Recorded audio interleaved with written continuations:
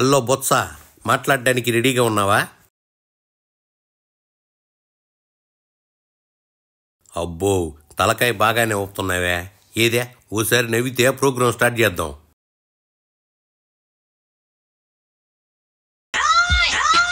నవ్వమంటే అట్ట దీనంగా చూస్తావేంది? నెల రోజుల్లో మీ బ్రతుకు బస్టాండ్ అయిపోద్దని ముందే అర్థమైందా ఏంది నీక? సర్లే, వచ్చిన విషయం చెప్పు. చాలు. ఏందే బొత్స, మళ్ళీ చెప్పు ముక్క. చాలు.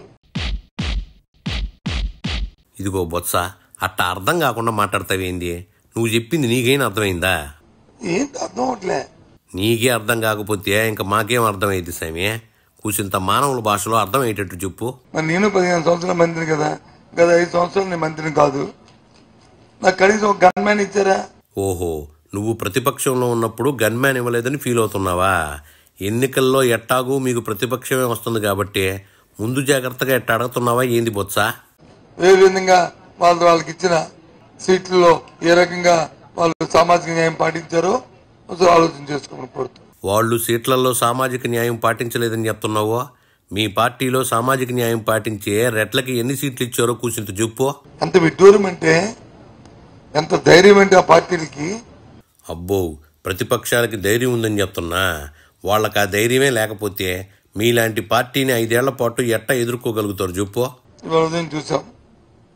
నిన్నటి రోజున ఎలక్షన్ కమిషన్ ఒక ఉత్తర్వులు ఇచ్చింది, వాలంటీర్ వ్యవస్థని వాలంటీర్ని ఇన్వాల్వ్ చేయొద్దని. Okay, fine.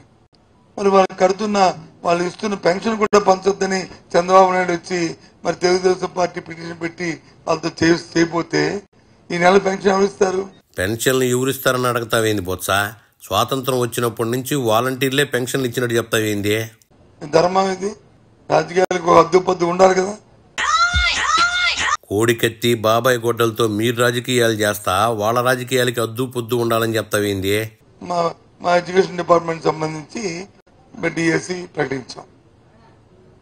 దాని మీద పిటిషన్లు, డిఎస్సి జరపడానికి వీల్లేదు. దాని మీద ఎలక్షన్ కమిషన్ వాళ్ళ పైన ఎలక్షన్ కమిషన్ తప్పట్లే. వాళ్ళు ఎవరి కింద వాళ్ళు దృష్టికి వస్తే దాన్ని ఆచరిస్తారు. డిఎస్సి ఎప్పటి నుంచి విద్యార్థులు కోరుతున్నారు? ఎవరు? Unemployed youth. ఓహో, డిఎస్సి కూడా ఆగిపోయిందని చెప్తున్నా. 5 ఏళ్ల నుంచి పెట్టండి డిఎస్సిని మీరు ఎన్నికలకు ముందే ఎందుకు పెట్టారు? 5 సంవత్సరాలు వచ్చి ఇది అప్పుడే పుట్టిన పసికందు.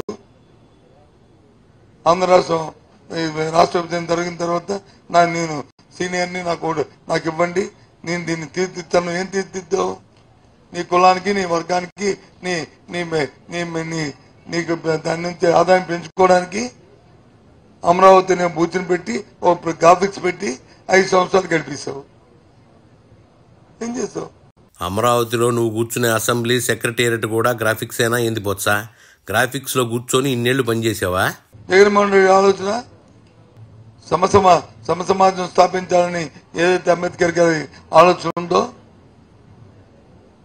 ఆ ఆలోచనతో బడుగు బలహీన వర్గాలనే కాకుండా ప్రాంతాల్లో కూడా సమతుల్యం ఉండాలనే ఉద్దేశంతో, అన్ని ప్రాంతాలను అభివృద్ధి చేయాలనే ఆలోచనతో మరి కార్యక్రమాలు చేశారు. కరెక్ట్ కాదా?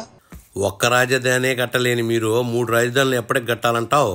ఇవాళ మన విశాఖపట్నానికి సంబంధించి ఒక సమస్య ఉంది, పెద్ద సమస్య ఉంది. అందులో ప్రధానంగా ఒక సమస్య స్టీల్ ప్లాంట్